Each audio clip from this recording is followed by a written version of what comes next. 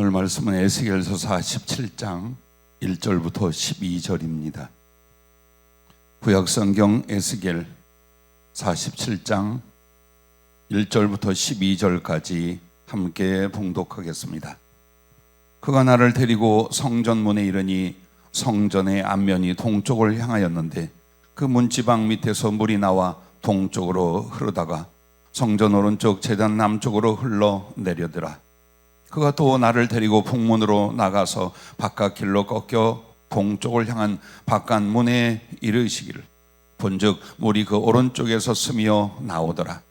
그 사람이 손에 줄을 잡고 동쪽으로 나아가며 천척을 측량한 후에 내게 그 물을 건너게 하시니 물이 발목에 오르더니 다시 천척을 측량하고 내게 물을 건너게 하시니 물이 무릎에 오르고 다시 천척을 측량하고 내게 물을 건너게 하시니 물이 허리에 오르고 다시 천척을 측량하시니 물이 내가 건너지 못할 강이 된지라. 그 물이 가득하여 헤엄칠 만큼 물이요 사람의 능히 건너지 못할 강이더라. 그가 내게 이르시되 인자야 네가 이것을 보았느냐 하시고 나를 인도하여 강가로 돌아가게 하시기로 내가 돌아가니 강 좌우편에 나무가 심이 많더라. 그가 내게 이르시되 이 물이 동쪽으로 향하여 흘러 아라바로 내려가서 바다에 이르리니 이 흘러내리는 물로 그 바다의 물이 되살아나리라. 이 강물이 이르는 곳마다 번성하는 모든 생물이 살고 또 고기가 심이 많으리니 이 물이 흘러 들어가므로 바닷물이 되살아나겠고 이 강이 이르는 각처의 모든 것이 살 것이며 또 이 강가에 어부가 설 것이니 엔게디에서부터 에네글라임까지 그 물 채는 곳이 될 것이라. 그 고기가 각기 종류를 따라 큰 바다의 고기같이 심이 많으려니와 그 진펄과 개펄은 되살아나지 못하고 소금 땅이 될 것이며 강 좌우가에는 각종 먹을 과실나무가 자라서 그 잎이 시들지 아니하며 열매가 끊이지 아니하고 달마다 새 열매를 맺으리니 그 물이 성소를 통하여 나옴이라. 그 열매는 먹을만 하고 그 잎사귀는 약 재료가 되리라. 아멘. 생명수의 강이 흐르게 하라 라는 제목을 주셨습니다. 오늘 본문으로 읽은 에스겔 47장 1절부터 12절 말씀은 성령께서 우리 교회의 주제로 주셨던 은혜의 강물에 잠기라와 같은 본문입니다. 어쩌면 이것은 여러분이 말씀을 알고 성령을 받은 뒤 평생에 기도하는 내용이었을 것이며 다시 한번 우리를 일깨워 우리가 하나님의 사람으로서 어떤 형상, 어떤 뜻, 어떤 목적을 가져야 되는가를 일러주는 말씀입니다. 에스겔서 47장과 48장이 연이어서 나옵니다. 즉 생명수의 강이 성전에 흘러나와서 죽어있는 사해바다 그리고 그 주변의 모든 사막을 다 되살리게 되며 그리고 성전을 세우는 장면이 에스겔서에 나옵니다. 그것은 요한계시록 21장과 22장에 보면 하나님께서 새 예루살렘 성전이 임하게 하며 그리고 거기에서 하나님 보좌에서 생명수 강이 흘러나와 하늘나라 전체를 적시고 풍요롭게 하는 그 은혜의 말씀, 그것에 대한 예언이며 또 이 말씀들은 장차 임할 영원 천국의 상징으로 주어진 말씀입니다. 그러나 여러분과 내가 오늘 고민하며 이 말씀에 접근해야 될 방향은 이것입니다. 그 하나님 보좌와 나라와 그리고 생명수의 강과 그 결실이 지금 내 안에 이루어져야 한다는 그 말씀입니다. 한마디로 이것은 역사적으로 장래에 일어날 천국의 도래에 관한 말씀의 목적이 맞습니다. 그러나 이것은 곧 오늘 너에게, 오늘 나에게 거룩한 성령으로 말미암은 생명수 강이 흘러 넘치도록 하고자 하는 하나님의 뜻 앞에 어떻게 살고 있느냐입니다. 오늘 말씀엔 아라바 바다라고 나옵니다. 그 바다는 다름 아닌 사해, 여러분이 알고 있는 사해 바다입니다. 염해라고도 하고 동해 바다 혹은 아라바 바다라고 말합니다. 이것은 요단강 지류로부터 물이 흘러나와 고이는 곳입니다.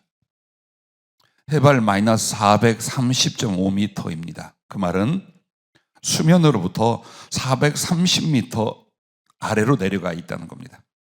그래서 지표 중 가장 낮은 곳이 여러분이 아는 죽음뿐이라는 사해 바다입니다. 요단강 그리고 주변에서 매일 한 500만 톤의 물을 받아들입니다. 그런데 내보내는 출구가 없습니다. 오직 강한 햇볕과 기온으로 하늘로 증발됩니다. 그래서 바다의 염도가 35%가 됩니다. 보통 여러분이 바다의 염도는 4% 이쪽 저쪽입니다. 그런데 여기는 35%가 됩니다. 그러므로 물고기나 다른 생물은 전혀 살 수가 없어서 죽음의 바다, 사해라고 말을 하는 곳입니다. 뿐만 아니라 그 주변에는 거의 사막입니다. 풀 한 폭이 없는 사막지대가 대부분입니다.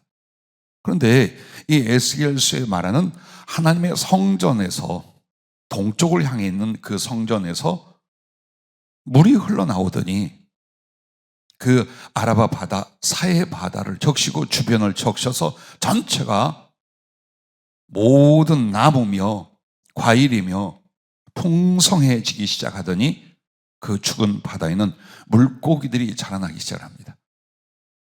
마치 큰 대양의 물고기처럼 크고 많은 물고기가 자라날 것이고 거기에 어부가 설 것이다 라고 말씀을 합니다. 그리고 우리가 계시록에서 알고 있는 생명나무가 그 강 주변에 전체 자라나게 되고 그 과일은 먹을만하다, 즉 생명의 양식이 되고 그 생명나무의 이파리들은 계시록에는 만국을 소성시킨다고 말하고 여기는 치료하는 약재료가 된다라고 말을 합니다. 한마디로 에덴 동산 같은 역사가 이 죽음의 바다와 사막에 일어날 것을 가르쳐 말합니다. 짐작하실 것입니다. 여러분과 내가 하나님을 만나기 전 바로 이 사막, 이 죽음의 바다와 똑같았던 존재들이라는 거예요. 하나님의 생명 그리고 하나님의 그 생명의 풍요로움이나 약속은 전혀 없는 육신뿐이고 죄악뿐이고 육체의 죽음을 통하여 지옥에 갈 존재들이었다. 그래서 그 사해바다, 죽음의 바다를 지금 여러분과 나의 예전 모습, 어쩌면 지금도 마찬가지인지 몰라요. 로 표현하고 있는 것입니다. 오직 이 죽음의 바다를 살리는 것은 하나님의 전으로부터 나눈 생명수의 강뿐이라고 말합니다. 즉 우리의 신앙생활은 이 생명수의 강을 빼고도 이것과 저것과 또 다른 것을 가지고 할 수 없다라고 못을 박아 말씀하고 있는 것입니다. 어떤 종교적인 행위도 혹은 스스로의 의도 그 무엇을 가지고도 하나님의 생명과 나라는 결코 얻을 수 없다. 모든 인류가. 그리고 하나님의 백성이라 하는 사람들도 마찬가지라는 것을 여기서 말씀하고 있습니다.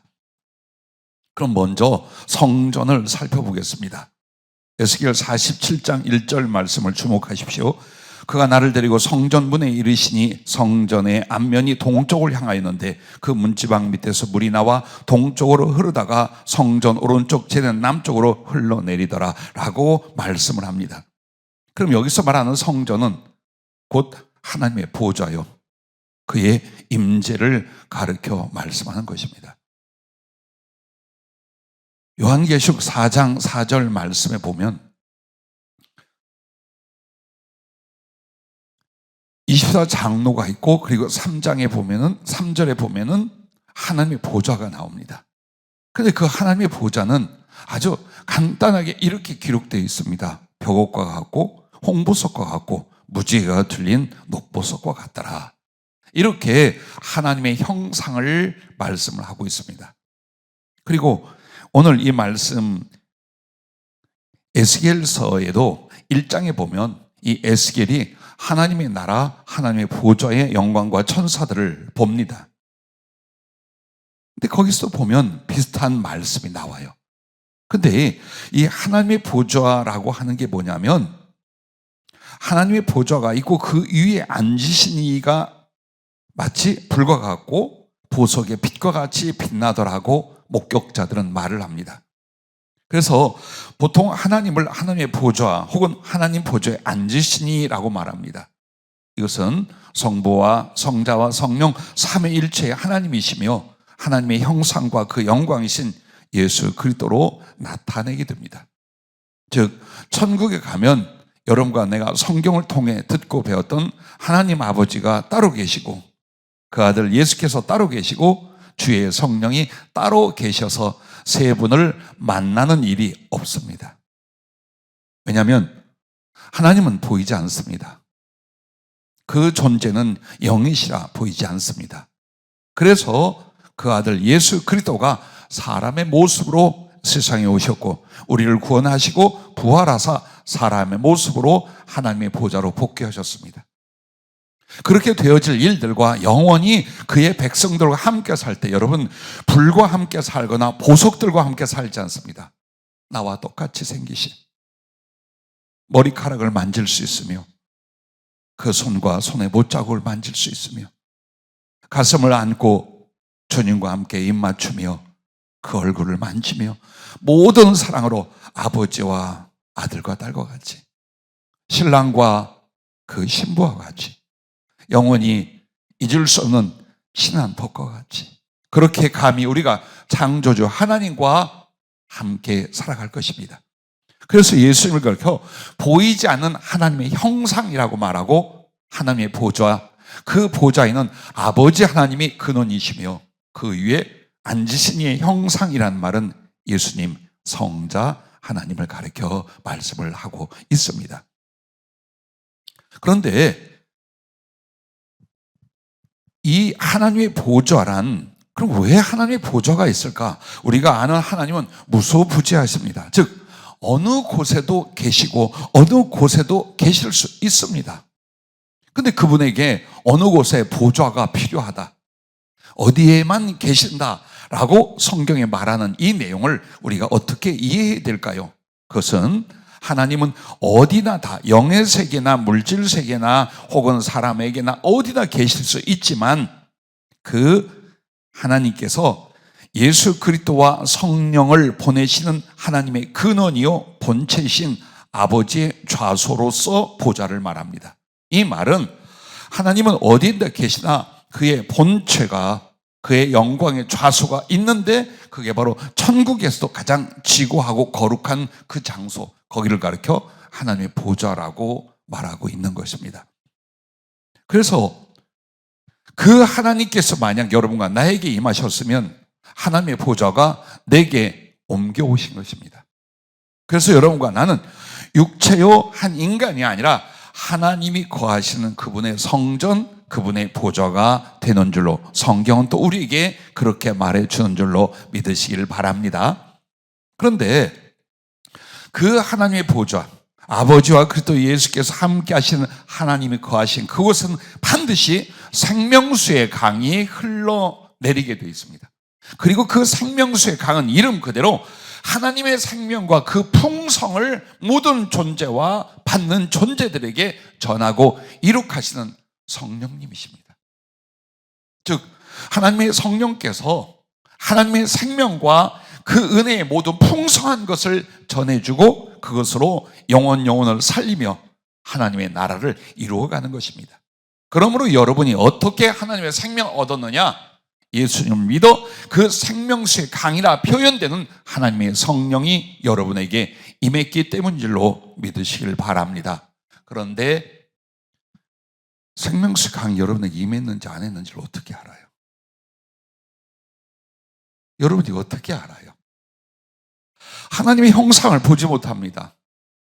그분의 보좌를 성경에서조차도 기억이 잘 안 납니다. 그런 여러분에게 하나님이 와 계신다 볼 수가 없고 육의 감각으로 느낄 수가 없어요. 단 느낄 수 있고 볼 수 있고 경험할 수 있는 건 성령으로 임하시는 하나님의 생명수의 강입니다. 이건 만일 그 사람의 존재를 바꾸며 그 사람으로 하나님을 경험하고 사랑하고 동행하고 교제할 수 있게 만들어 주십니다. 그러므로 여러분을 향하여 너희가 믿을 때에 성령을 받았느냐라고 말씀하며 성령으로 거듭나지 아니하면 하나님 나라를 가기는커녕 하나님 나라도 볼 수가 없다고 요한복음에 못 박아 말씀하고 계신 줄로 여러분도 알 줄로 압니다. 자, 이렇게 하나님이 임하셨어요. 그러면 그것이 하나님의 보좌요, 성전이요, 하나님의 나라가 되는데 여러분과 내가 어떻게 합니까? 성도가 예수 그리스도를 영접하면 그 하늘의 보좌가 우리 안에 오셔서 성도 자신이 하나님의 성전이 되고 그 보좌가 되는 것이다 라는 것입니다.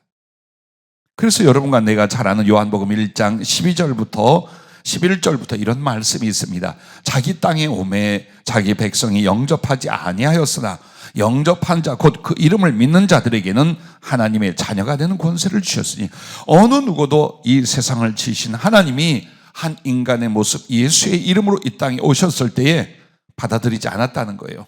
그러나 어떤 사람들은 정말 깨닫고 그분을 자기의 구주 하나님으로 영접하고 모셨어요. 바로 그런 사람들에게는 하나님의 자녀가 된 권세를 주셨다고 말합니다. 근데 이것이 혈통으로나 육정으로나 즉 사람의 뜻으로 나지 아니하고 오직 하나님께로부터 난 자들이니라고 말씀을 합니다. 그렇게 해서 하나님의 말씀이신 예수께서 육신이 되어 우리 가운데 거하심에 그분의 제자들은 이렇게 고백합니다. 우리가 그의 영광을 보니 아버지의 독생자의 영광이요 은혜와 진리가 충만하더라 라고 성경에 기록하고 고백을 하고 있습니다. 그러므로 여러분이 만약 예수님을 진실로 전심으로 나의 구주 나의 하나님으로 믿고 모셔들었다면 그분이 오셨을 거예요. 그분이 여러분 안에게 아버지와 함께 오셨을 거예요. 그리고 그 하나님이 내게 오신 것은 내가 증거할 수 있고 경험할 수 있는 건 바로 그 하나님의 보호자에서 흘러나오는 생명수의 강, 주의 성령으로 말미암아 깨닫고 다시 태어나고 경험하고 사랑하고 장성하고 풍성하고 그래야 어느 때 부르시든지 기쁨으로 그 나라를 달려갈 수 있는 존재로 다시 태어나게 만드시는 줄로 믿으시길 바랍니다. 자, 그러면 두 번째는 생명수의 강에 대해서 여러분에게 말씀을 드리면 오늘 본문으로 읽었던 에스겔서 47장 1절서부터 12절까지 그리고 요한계시록 22장 1절과 2절에서 그렇게 하나님의 보좌로부터 생명수의 강이 흘러나온다라고 말합니다. 그러면 이 생명수의 강을 더 구체적으로 말씀드리면 본문처럼 하나님이 계신 곳, 즉 그 성전과 보좌에서는 반드시 생명수의 강이 흘러 하나님의 생명의 풍성을 누리고 나타나게 하십니다. 그래서 그 생명수 강이 흘러 차고 넘치잖아요. 마지막에는 모든 세계가 하나님의 나라가 그리 할 줄로 아는데 지금은 여러분과 내가 이 말씀으로 관심을 가질 건 자기 속이라 이 말이에요. 여러분 안에 죄송합니다. 만약 여러분에게 일이 없다면 여러분은 아직 하나님을 모르십니다. 아직 구원에 이르지 못했습니다. 종교적 생활을 하고 있습니다. 하나님의 은혜로 믿음은 붙잡았는지 모릅니다. 그러나 정말 하나님이 내 안에 계실 수 있는 건 그분의 성령 생명수의 강이 내게 흘러 들어와서 거룩한 표적과 그리고 변화가 일어나게 된다는 것입니다. 이 생명수 강은요 흘러 차고 넘칩니다. 그래서 여기 표현이 나오죠. 그 강수가 흘러가는데 천사로 보이는 이가 차를 가지고 와서 천척이라고 나옵니다. 그것은 1천 규빗이란 뜻입니다. 그리고 실제로는 약 450m에서 500m가량 이 강이 흘러가는 길이로부터 지난 뒤에 재어보고 지난 뒤에 재어보고 이렇게 하고 있어요. 그리고 에스겔에 대한 선지자가 그 강으로 들어가 봐라. 하나님 보좌로부터 흘러나오는 강으로 들어가 봐라. 그랬더니 처음에는 발목 정도가 찼어요. 또 1천척 재어서 여기를 가봐라. 그랬더니 무릎 정도 찼어요. 또 1천척을 재어서 가봐라 했더니 허리쯤, 그리고 나중에는 잠겨서 헤엄을 쳐야 되는 사람이 건너갈 수 없는 깊고 넓은 강이 되었더라고 말씀하고 있습니다. 한마디로 이것은 하나님의 생명, 가장 중요한 건 이 성령 하나님의 생명수의 강은 정말 하나님의 생명을 가져다 주는 거예요. 여러분과 내가 지나간 시간에 우리 교인은 아니지만 세 사람을 보냈어요. 하늘나라로. 암으로 투병하고 오랫동안 그 생명을 연장하며 믿음을 키웠던 소양섭 집사님 한 분하고 그리고 제 자식과 같은 김명준 형제하고, 그리고 또 필리핀 선교를 감당하는 목사님의 사모님 박 사모님이 또 어제 수천을 하셨어요. 주 안에서 사랑하고 긍휼히 여기고 기도하고 하나님의 은총과 잘 되기를 바라는 그런 분들이에요. 자, 그러나 애통하는 건 하루 이틀 동안만 죽기 살기로 하기로 했어요. 거의 죽을 만큼 아파하고 괴로워하고 슬퍼하고 추억했어요. 그리고 이제는 혀를 깨물고 괜찮아요. 왜? 다행히 세 분이 주님 나라에 가 계신 것을 보았고 그들과 거룩한 약간의 영적 소통으로 확신을 갖게 되었습니다. 육의 생명은 생명이 아닙니다. 지금 여러분의 그 몸뚱이의 생명을 생명이라고 믿지 마십시오. 살아있는 게 살아있는 게 아니며 죽은 게 죽은 게 아닙니다. 진짜 생명은 여러분 안에 계신 하나님이요, 그리고 또 예수를 통한 그의 성령으로 주어진 그 하나님의 생명입니다. 그 하나님의 성령으로 말미암아 생명을 가진 자는 죽어도 살고 사람이도 영생에 이르게 되는 줄로 믿습니다. 그러므로 제일 먼저 하나님의 성령 생명수 강이 흘러들어 하나님의 생명이 임한다면 어떤 일이 벌어질까요? 그건 여러분이 체험해야 되고 여러분이 확인해야 되고 여러분이 경험하고 있을 거예요. 그게 뭐냐? 거듭나 다시 태어나요. 아라바 바다, 이 사해 바다는 완전 죽음, 어떤 존재도 생명을 갖고 있지를 못해요. 그런데 거기에 생명수 강이 흘러 들어가니까 어떻게 되더라? 주변의 모든 것들이 에덴 동산처럼 됩니다. 그리고 그 짜릿짠 바다, 지금도 사람이 들어가면 둥둥 떠요. 망치를 던져도 망치가 떠. 그 염분뿐인 염의 바다에 무엇이 물고기들이 풍성하게 살게 되었더라라는 비전을 보게 해주셨어요. 이 말을 여러분과 나 개인에게 적용을 해보세요. 다시 태어나는 거예요.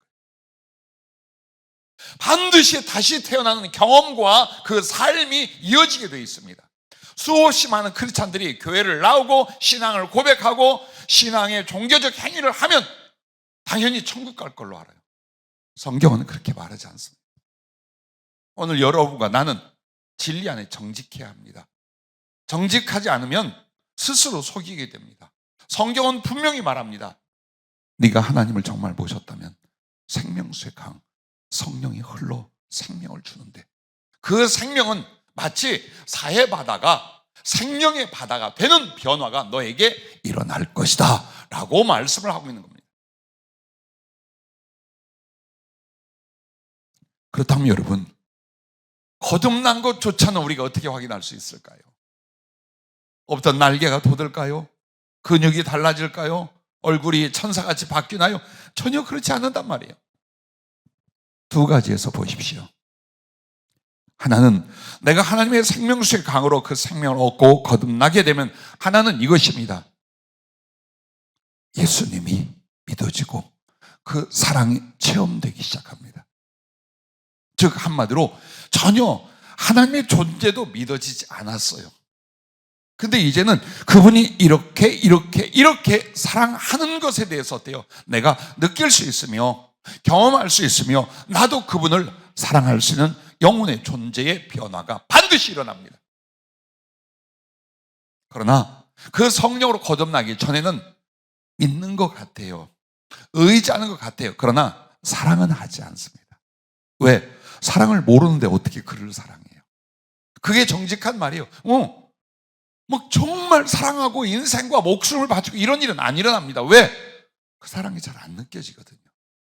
만약 이 말씀이 자기 것이라면 오늘 생수의 강 주의 성령을 사모하여 다시 태어날 수 있기를 바랍니다. 또한 만약 하나님의 생명이 내게 들어와 거듭난다면 두 번째는 이것입니다. 내가 육신과 세상에 대하여 씻어지고 다시 태어납니다. 즉 가치관과 목적이 옛날 이 세상과 육신이 원하는 그것에서 하나님과 그 나라로 바뀌게 됩니다. 그래서 하나님을 사랑하고 이웃을 사랑하고 복음을 전하며 하나님의 나라를 위한 삶으로의 변화가 반드시 일어납니다. 이 두 가지가 여러분이 구원받은 증거요, 성령을 받은 증거요, 거듭났다고 말할 수 있는 증거입니다. 그러나 만약 여기에 확신이 없다면 여러분과 나는 거짓말하면 안 돼요. 나는 그 거듭남을 향하여, 그 구원을 향하여 생수의 강이 조금 흘러들어는 가운데 있었나 보다라고 생각하셔야 돼요. 그리고 오늘 말씀처럼 정말 그 생명수의 강이 흘러 내 머리 꼭대기에 차고 넘치는 충만한 상태를 향하여 이제는 믿음의 방향을, 여러분의 존재의 방향을 정하셔야 돼요.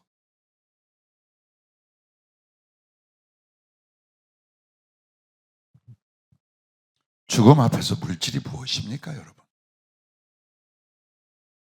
꿈이 무엇입니까? 육체 건강을 위한 노력은 또 무엇이겠습니까? 여러분과 내가 하나님 앞에서 겸손히 믿음을 갖게 제일 중요한 건 낮아지는 겁니다. 절대 하나님 앞에서 높은 채 하지 마십시오. 마음을 강팍하게 하지 마십시오. 내가 하나님 앞에 무엇이라도 된 것처럼 절대 생각하지 마십시오. 어느 날 그가 손을 들면 가야 합니다. 어느 누구도 가야 합니다.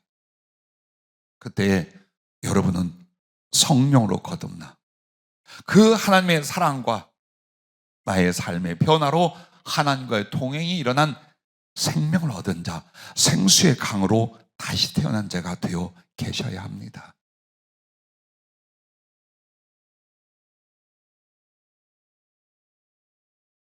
그러면서 여러분에게 변화가 일어납니다. 그 변화는 하나님의 생명으로 다시 태어났잖아요. 그럼 이제 하나님의 사랑과 성품이 자꾸 유입이 되기 시작을 합니다. 내게 예전에 이런 거 없었어. 그냥 저만 알고 살았어. 응? 약간의 윤리의식은 있고 약간의 도덕은 있었지만 삶의 모든 목적과 이유는 내가 잘되고 내가 행복하고, 즉 나쁘게 말하면 나의 이기심을 위해 살았죠. 이게 다예요. 죄를 죄라 말하지 않아요. 그냥 인생이라 말해요. 하나님 그렇게 중요하지 않았어요. 하나님을 인정해도 내 자아보다 하나님이 훨씬 중요하다는 생각 안 했어요. 그런데 어느 날 내가 예수를 영접하고 소위 하나님의 성령이 내게 생명을 주시잖아요. 그럼 그 생명이란 하나님의 존재예요. 그래서 하나님 보이지 않는 하나님이시지만 그가 내게 임하시면 그분의 마음, 그분의 성품이 내게 흘러 들어오듯이 유입이 되기 시작합니다. 오라. 그렇게 살고 싶지 않아. 그렇게 무목적으로 죄 가운데서 썩어 죽을 몸뚱이를 위하여, 그 욕망을 위하여 살고 싶지 않아. 진리를 알고 그것을 배우고 따르고 싶어. 그리고 이 마음속에서 긍휼이 생기기 시작하고 하나님께 받는 사랑만큼 사람들을 사랑하기 시작하고 정말 영혼의 기쁨과 소망이 생기기 시작하는 거예요. 자기도 놀라는 거예요. 나 원래 이러지 않았는데. 여러분에게 마음의 변화, 성품의 변화가 얼마나 중요한가를 아시기를 주의 이름으로 축원합니다. 그 마음이, 그 성품이나 인격성 안에 여러분이 듣고 배우는 예수님의 사랑과 긍휼이 있습니까? 그분의 기쁨과 평안이 있습니까? 그분의 충성과 성실이 있습니까? 그분의 겸손과 온유가 내 안에서 기뻐집니까? 성령이 임하신 거예요. 그분의 영이 생명과 함께 여러분이 임했기 때문에 가장 중요한 증거는 마음의 변화, 성품의 변화, 가치관의 변화가 강력하게 일어납니다. 이게 안 돼서 늘 설교를 듣거나 상담을 하거나 말씀 앞에 고민하고 옛 모습 또 나오고 인간적인 생각과 인간적인 방법, 인간적인 모든 것들 자꾸 나옵니다.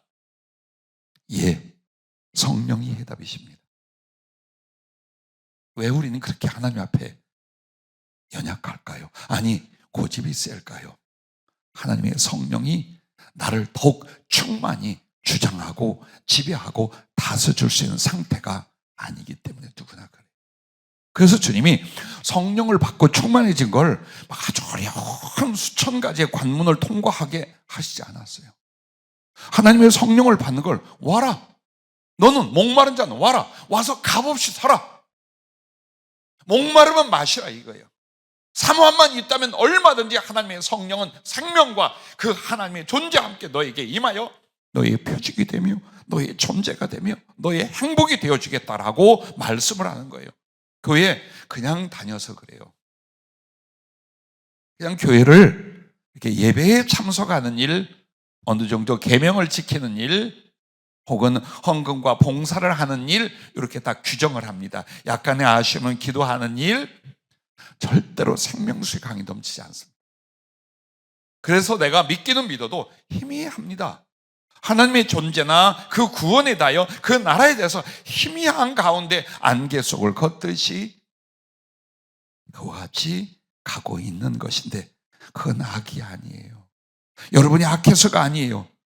하나님이 끝없이 부어주실 생명수의 강을 자기도 모르게 제한하고 있어요. 막고 있어요.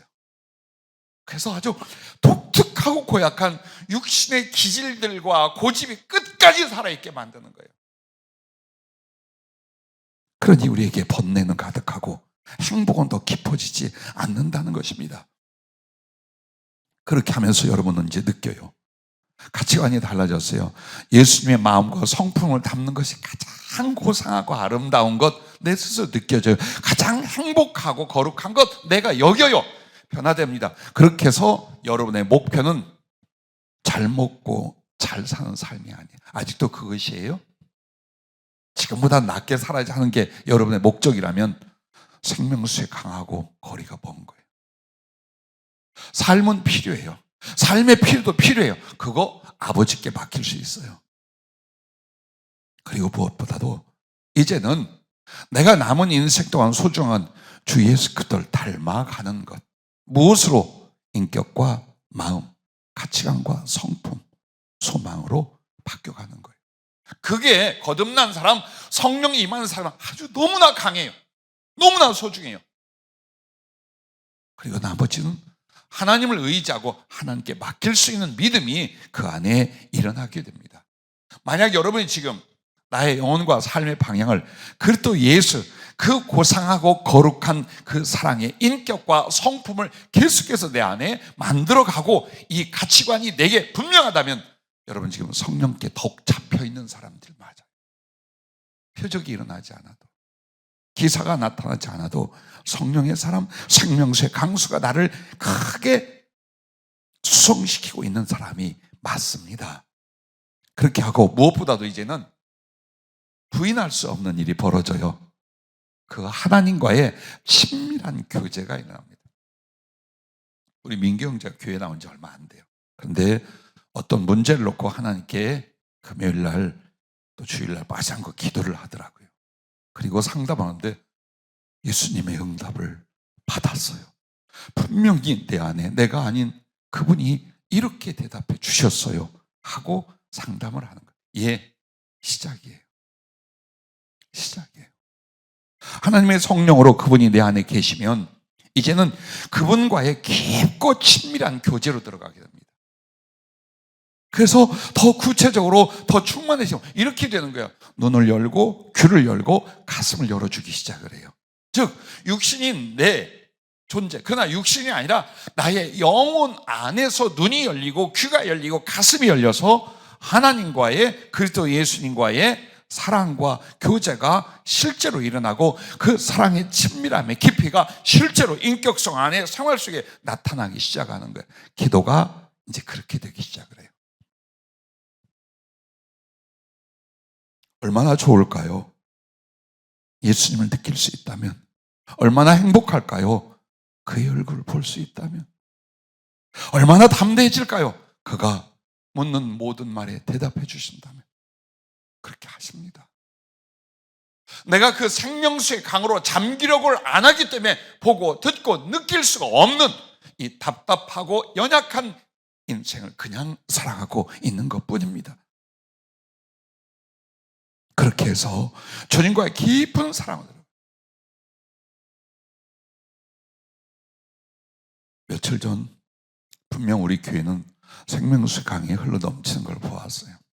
맛있는 건 여러분 각자예요. 목사는 소개는 해도 떠다 먹이지는 못해요.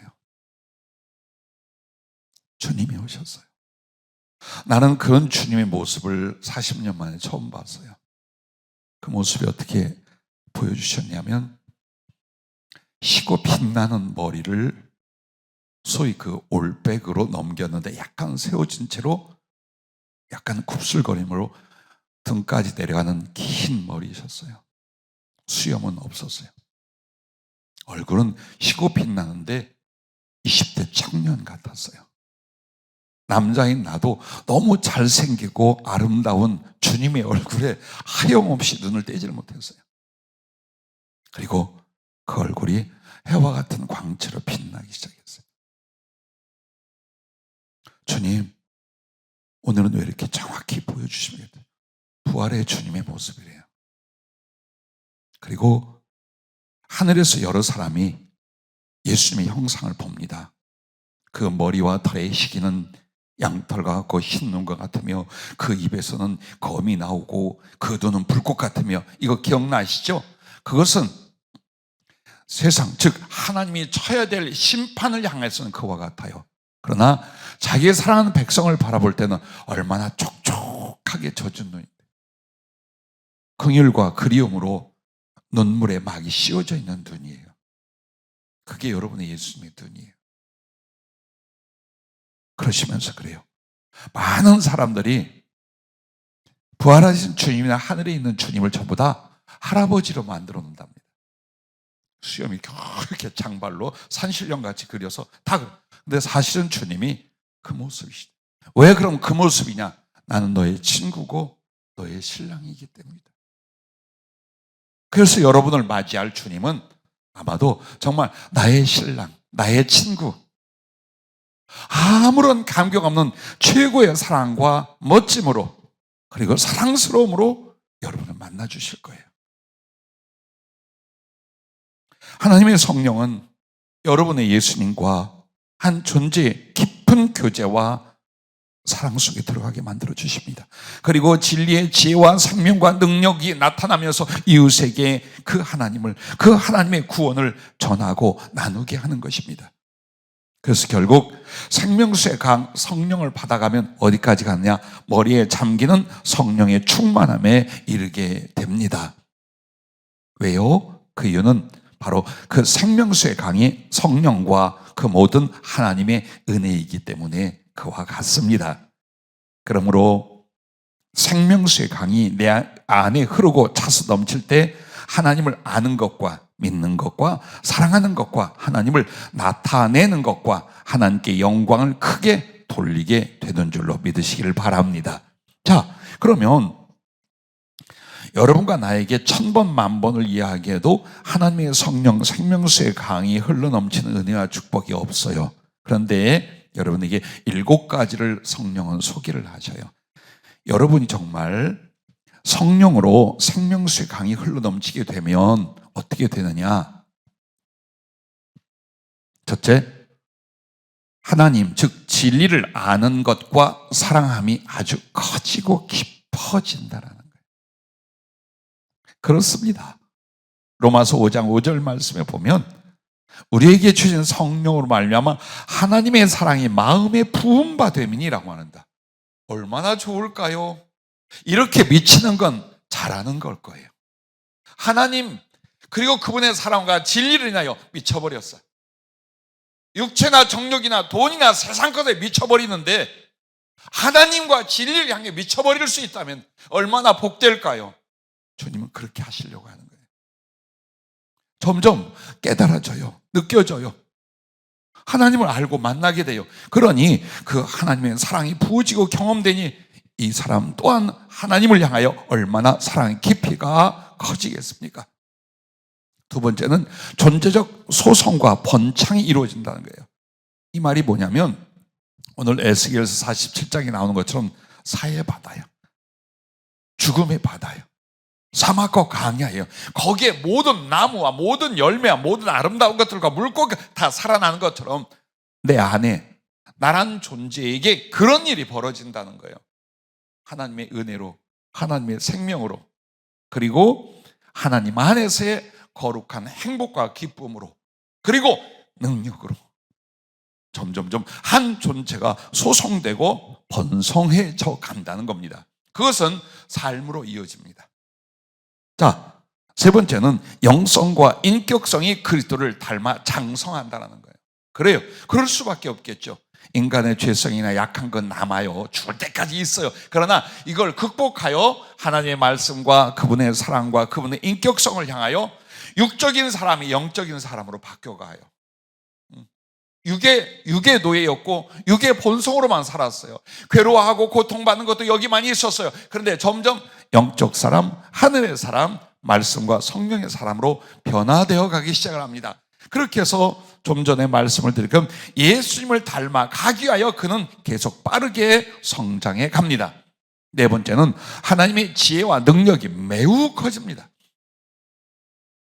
나는 여러분에게 이런 말을 하고 집회를 다니거나 사람들을 만나면서 이런 이야기를 해요.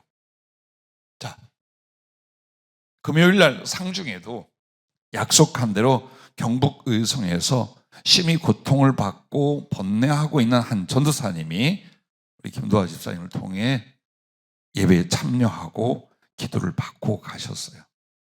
근데 이분이 목 밑으로는 빨래를 쥐어 짜는 것 같은 통증이 24시간 내내 2017, 8년도인가부터 계속된다는 거예요. 병원에 가면 정확한 병명이 아무리 큰 병원 가도 나오지 않는다는 거예요. 자, 하나님의 지혜에 대해서 작은 간증을 하려고 그래요. 그래서 물었습니다. 주님, 저 전도사님이 왜 저 고통을 당합니까? 그랬더니 말초신경 부적응증이라고 표현을 해요. 말초신경과 다른 신경계와 잘 연결 조화를 이루지 못해서 오는 통증이라. 이는 뇌로부터 나온다. 그래서 이야기를 했어요. 병원에서도 뭐라고 했을 텐데 했더니 말초신경계 쪽은 맞다고 얘기를 했다는 거예요. 그리고 그분의 가슴, 그분의 삶, 그분의 앞으로 하나님의 계획을 쭉 일러줬어요. 자, 사람이 사람에게 무엇을 어떻게 알아서 그런 말 하겠어요? 아주 간단해요. 옆에서 예수님이 성령께서 가르쳐 주시면 돼요. 지혜는 다른 게 아니에요. 어느 한 존재가 아주 위대한 지능과 지식을 갖는 게 아니에요. 친밀해진 하나님과 그의 성령이 여러분과 마음을 나누고 이야기를 해주시면 됩니다. 주님, 이게 뭐예요? 저 사람은요? 우리는요? 앞으로는요? 저희는요? 이 말씀은요? 하나님 나라는 어때요? 오늘 에스겔서 이건 어때요? 그러면 보여주고 말씀하고 가르쳐주면 됩니다. 그게 하나님의 지혜 뿐만 아니라 천국에 부르심 받은 이 세 사람에 대해서도 이미 주님이 이것저것 그리고 왜 하나님이 불러야 되는가에 대한 이유까지 말씀해 주실 수 있습니다. 하나님의 지혜는 우리가 제한할 수 없으며 얼마나 그 성령 안에서 하나님과의 친밀함에 들어가느냐 여기에 달려 있기도 해요. 그러면서 동시에 나는 그렇게 말했습니다. 의학적으로 발견할 수 없는 병명을 하나님이 일러줬다면 고쳐주시지 않겠습니까? 그동안 하나님께서 누가 어떤 병에 대하여 그에게 말씀해 주고 너 그렇게 고통받다 죽어라 하신 일은 없어요. 그러다가 꼭 징계성 죽음이 있는 사람들은 있었어요. 미국에서 나중에 문제 어려움을 많이 일으켰던 한 전도사가 저거 독대하고 앉았어요. 자기 와이프 이야기를 하는데 갑자기 파란 점 하나가 척추에 가서 딱 꽂히더니 척추에 이상이 오는데 이것으로 죽음에 이르게 된다. 너는 반드시 말해라 그래요. 얘기했어요. 척추에 정말 이상은 있는데 죽을 거라는 건 받아들이지 않는 거예요. 그런데 돌아온 뒤에 1년 뒤에 그 병으로 죽었습니다. 하나님께서 얼마든지 나는 믿습니다. 살고 죽는 것 하나님께 있다면 그의 뜻대로 죽을 자도 살리실 수 있고 살겠다고 자기 자신을 내미는 사람을 거둘 수도 있는 것 하나님의 능력입니다. 무엇을 그가 못하시겠습니까? 여러분을 통해 하나님의 지혜와 능력이 나타날 땐 여러분이 그만큼 성령님께 잡히거나 성령으로 말미암아 하나님과의 친밀한 사이로 가 있으십시오. 즉 아브라함처럼, 다니엘처럼, 베드로처럼, 바울처럼 그들이 위대한 존재가 아니라 바로 성령에 잡히며 주님과의 친밀함 속에서 이와 같은 지혜와 능력으로 예수님을 증언하고 증거하고 살았습니다. 또한 다섯 번째는 하나님을 나타내고 증거하게 된다는 거예요. 자, 하나님을 나타낸다라는 것. 하나님이 어디 있느냐? 천국이 어디냐라고 할 때에 그들 앞에 명확한 증거를 제시해 주거나 아니면 공동으로 경험하게 만드는 일을 성령에 잡힌 사람들을 통해 얼마든지 할 수 있다는 겁니다.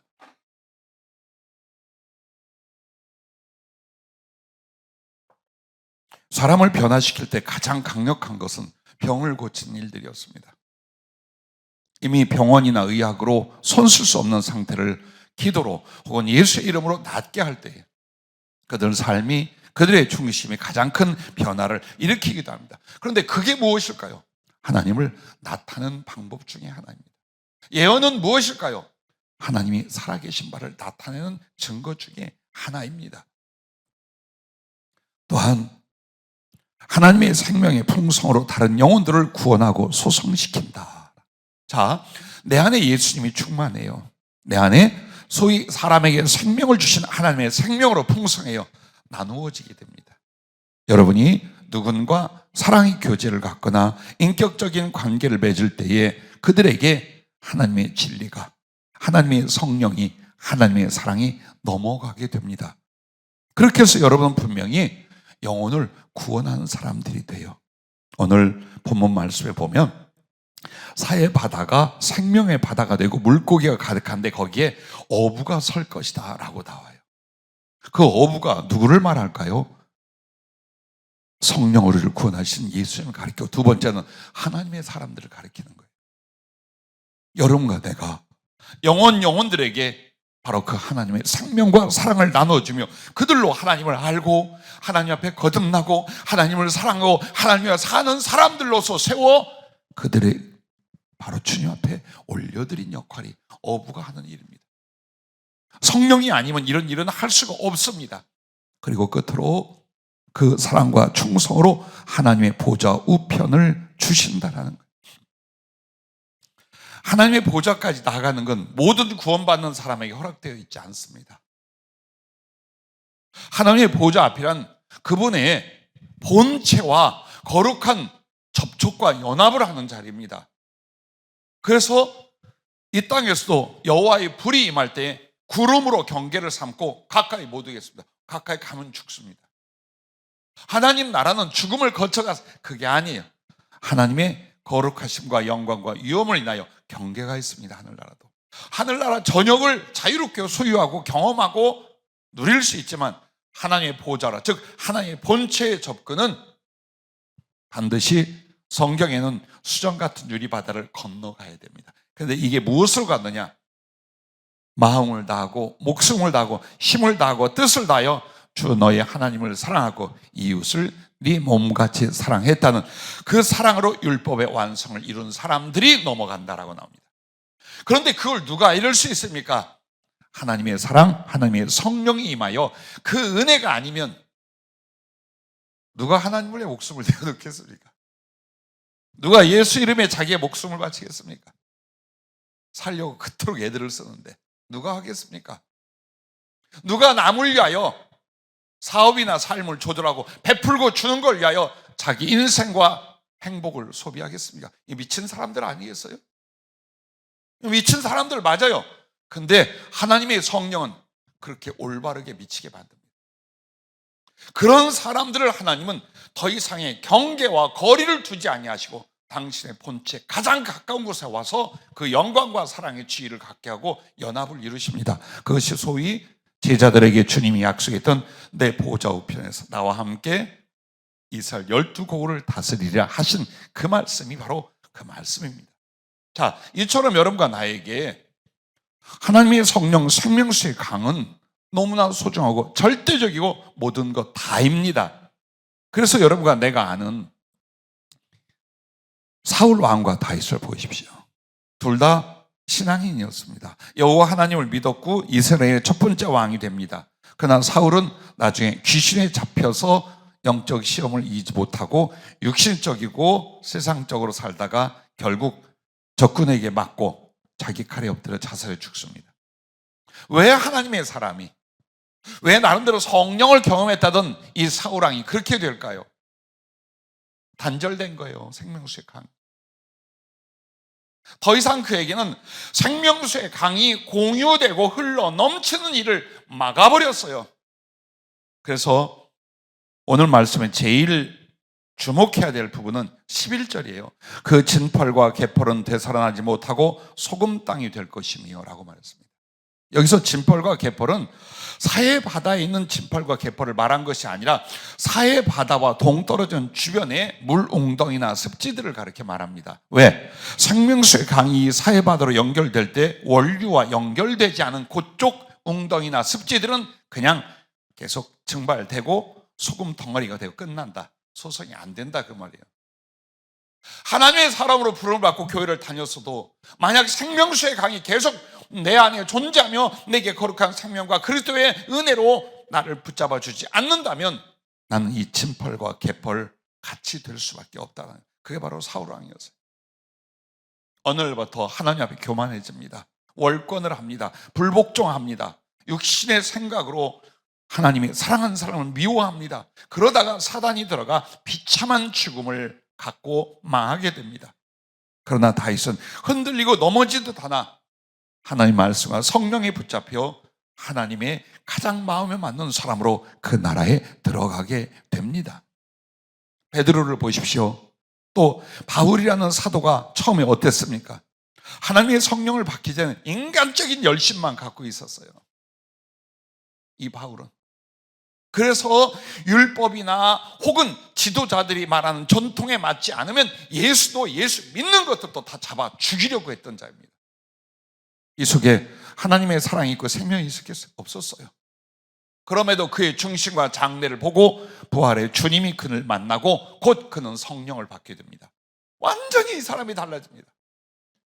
그야말로 평생의 불충과 죄값을 갚기 위하여 자기의 생명을 바치고 예수 그리스도를 전하며 영혼들을 살기 위하여 모든 고난과 그리고 목이 잘려 순교하는 일까지 다 감당하게 됩니다. 사람이 왜 이런 변화들이 일어날까요? 그런 변화의 삶이 그들에게 어떻게 일어날까요? 바로 생명수의 강이라 말하는 하나님의 성령이 그들을 사로잡아 주실 때 이와 같이 된다라는 것입니다. 자, 마지막으로 그러면 여러분과 내가 생각할 말씀은 이것입니다. 어떻게 하나님과 그 생명수의 강의 충만을 받으며 살까? 딱 하나입니다. 오직 하나님을 사랑하고 사모하라라는 것입니다.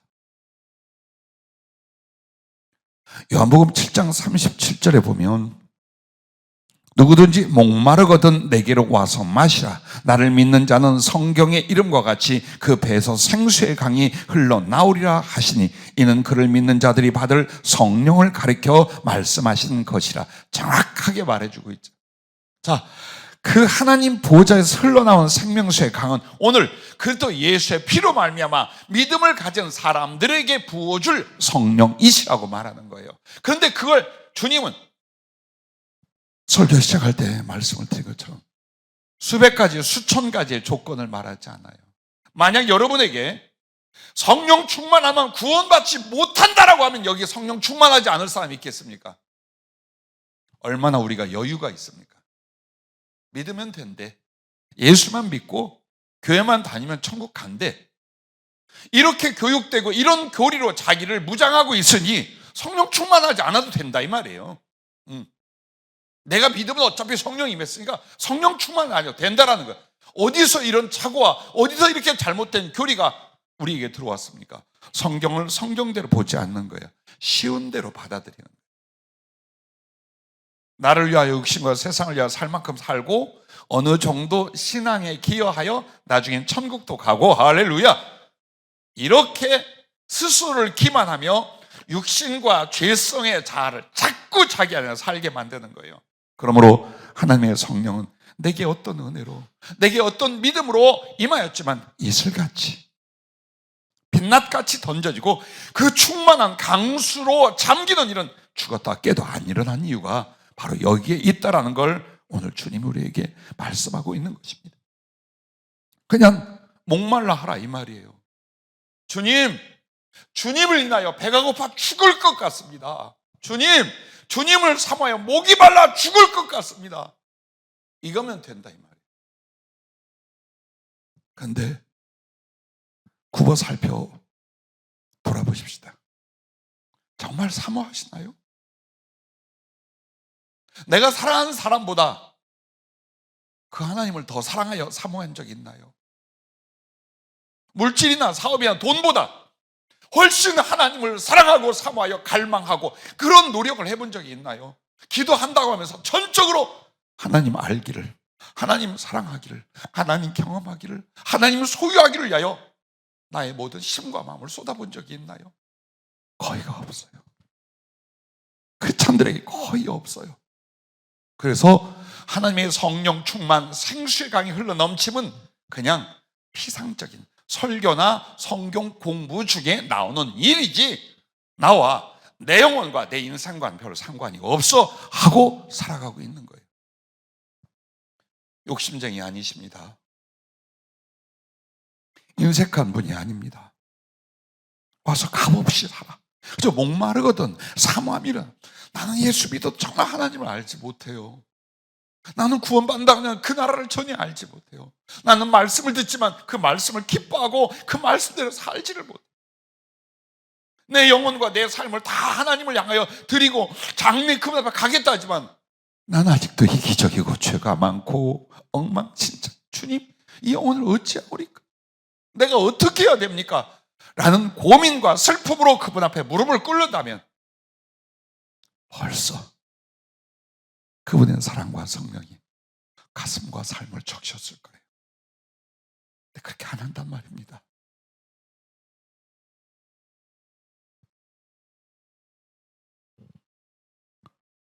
생명수강 즉 성령은 그리스도의 생명이고 그리스도의 지혜이시고 그리스도의 능력이고 그리스도의 사랑이고 그리스도의 비전이고 그리스도의 영광이고 그리스도의 마음입니다. 예수 그리스도 그분으로 사는 여러분이 그분의 마음, 그분의 성령으로 충만하지 않는다면 여러분과 나만큼은 이렇게 말합시다. 죄를 짓고 살고 있노라고. 정말 그렇게 거저주시고자 하는 하나님 앞에 죄를 짓고 사는 것이라고 우리만이라도 우리 교회만이라도 고백합시다. 많은 사람이 낙심을 하거나 성령님의 은혜를 받는 걸 굉장히 어렵게 여겨요. 그 이유가 딱 하나예요. 넘어서는 사모함을 보인 일이 없기 때문이에요. 없었다는 거예요. 한번 보세요.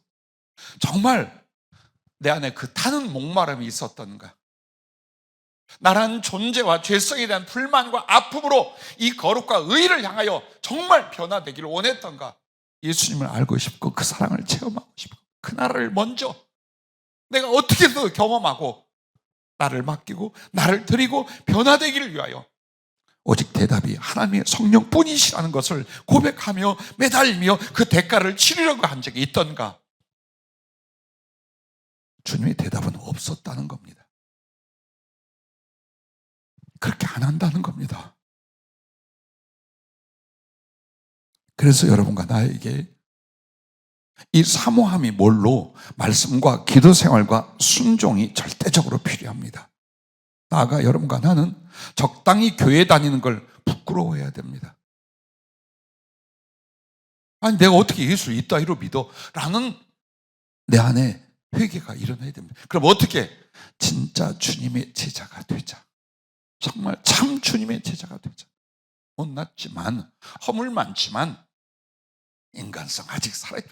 어떻게 해서 난 진짜 주님의 제자가 되자. 그래서 무엇보다도 하나님 말씀을 배우고 듣고 적용하고 기도 속에서 은혜를 얻고 주님께 자기를 변화시켜 드리고, 이것이 조금만 유지가 돼 보세요. 어떻게 성령 임하시는지. 다니엘은 하루 3번 기도였어요. 사도들도 하루에 3번이나 4번 정해놓고 말씀과 기도로 살았어요. 단지 그것뿐인데 성령은 불같이, 성령은 생명수의 강같이 그들을 점령하고 축복하고 넘치게 만들어주기 시작했다는 겁니다. 자, 오늘 여러분에게 한 가지 비유적인 말씀을 드릴게요. 생명수 강이 흘러나오는데 처음에 다 건너가는데 천척, 한마디로 1,000 규빗이라는 거리를 재요. 그것은 어떻게 보면 인류가 범죄해서 구원하시기로 하는 작정을 했어요.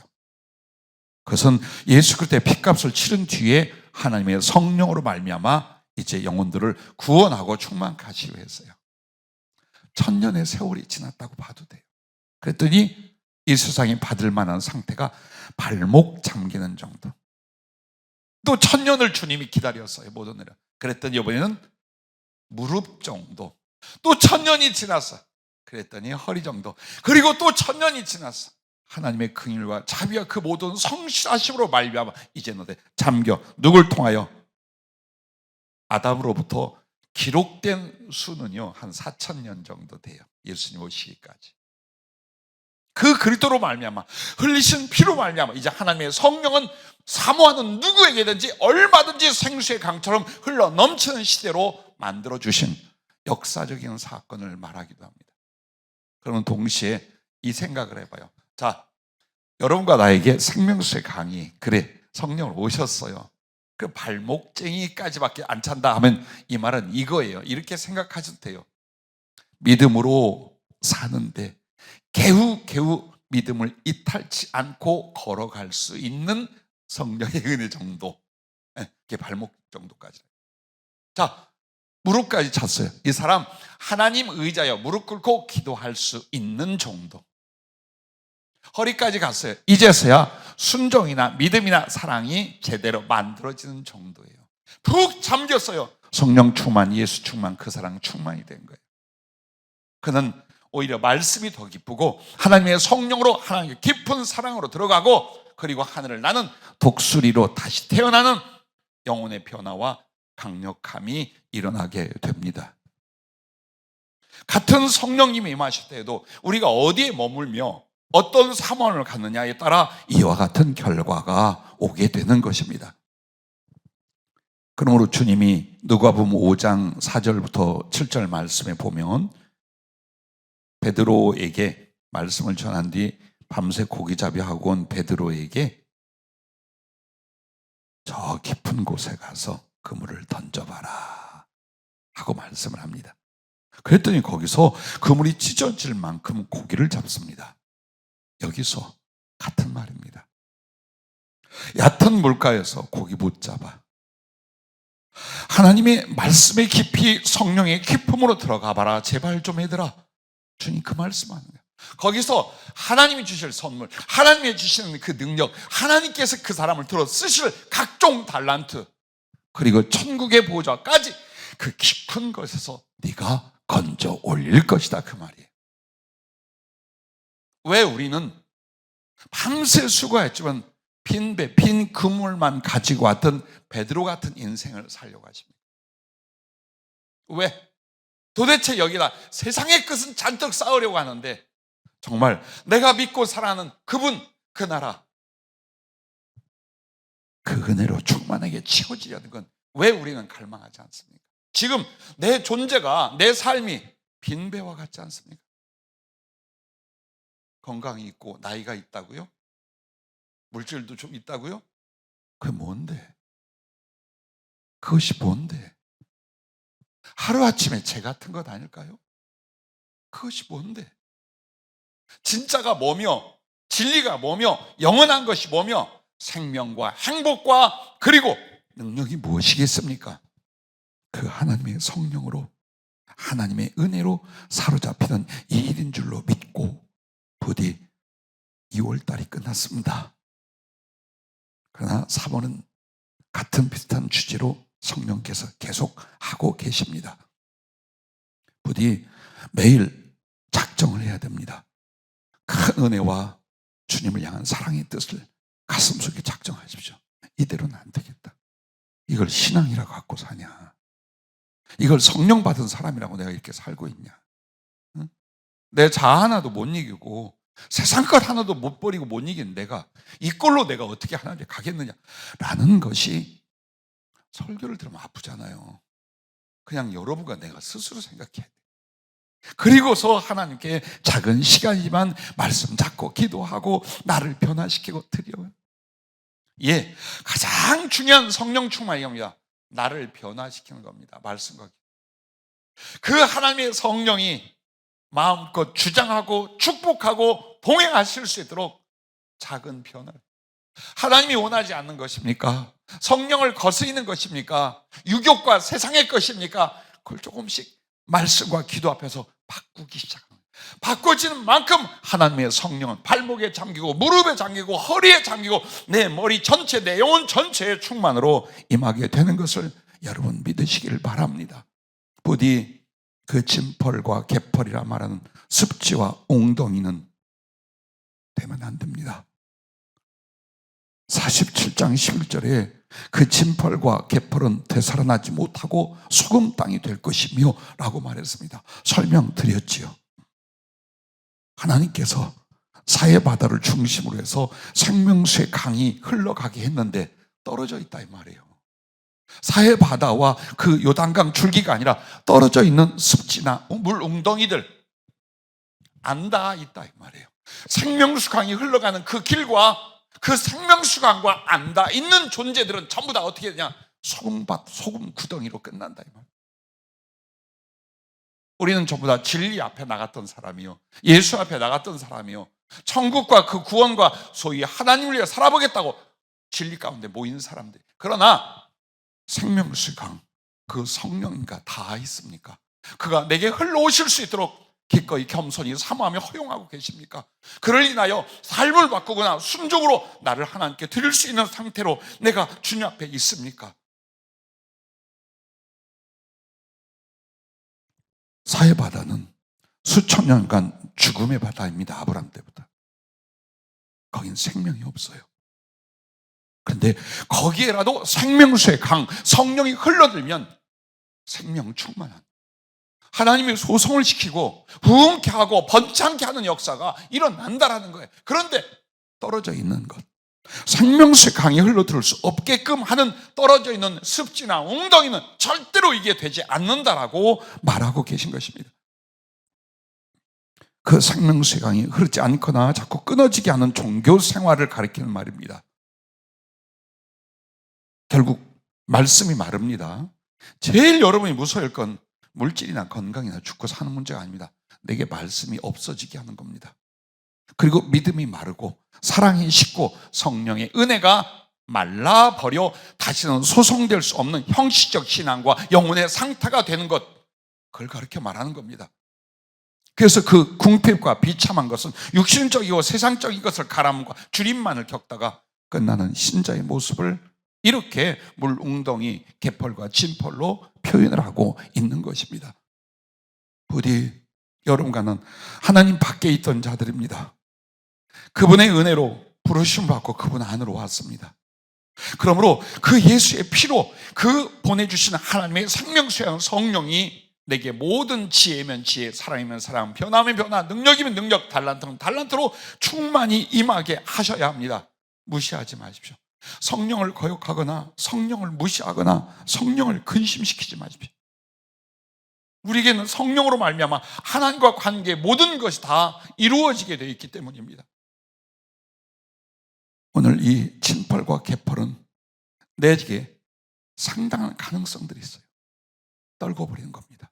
나는 하나님의 말씀과 믿음 안에서 성령님에게로 들어간다. 사모함으로 말미암아, 그로 말미암아 다시 살게, 난 그리로 들어가겠다는 각오와 말씀과 기도면 됩니다. 보십시오. 뭐가 달라진지 보실 겁니다. 정말 여러분에게 하나님의 사랑, 하나님의 생명, 하나님의 나라, 하나님과의 관계에 대한 사모함이 일어나 말씀 잡고 기도하고 조금씩 성령님으로 충만해서 변화 조금씩만 일으킨다면 한 달이, 6개월이, 1년이 어마어마한 생수의 강의 넘침이 될 줄로 믿으시길 바랍니다. 염의 즉 사회는 절대 생명이 살 수 없다고 그랬잖아요. 그러나 여기 한 가지 우리에게 주는 교훈이 있어요. 내보내질 않아. 사해바다는 지표면 중에 제일 낮고 해수면에서 430m가 낮아요. 그래서 요단강과 몇몇 물길에서 500만 톤씩 쏟아진다고 했잖아요. 근데 한 방울도 내보내질 않아. 그냥 가슴에 품어요. 옛날 죄 가운데 살고 지옥이 우리의 몫이었는데 예수님의 피로 그 십자가로 거듭났어. 이제는 그분의 말씀도, 그분의 사랑도, 그분의 성녀도 한 방울도 놓치지 않겠다는 각오가 사해바다의 심정이에요. 그래서 사는 거예요. 그래서 그 죽음의 바다가 생명의 바다의 충만으로 바뀐 이유가 내보내지 않아. 성령기와 그 은혜를 소실시키지 않아요. 근심시키지 않아요.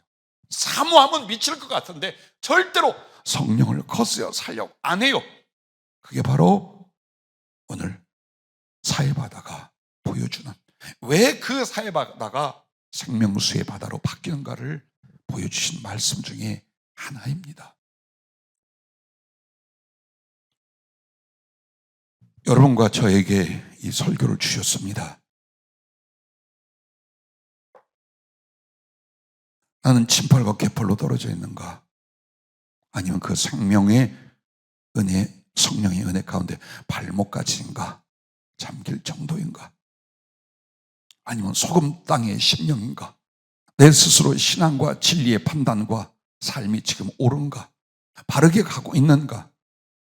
이젠 여러분과 내가 말씀의 줄로 판단을 하셔야 됩니다. 그리고 변화와 충만은 일어나게 될 줄로 믿습니다.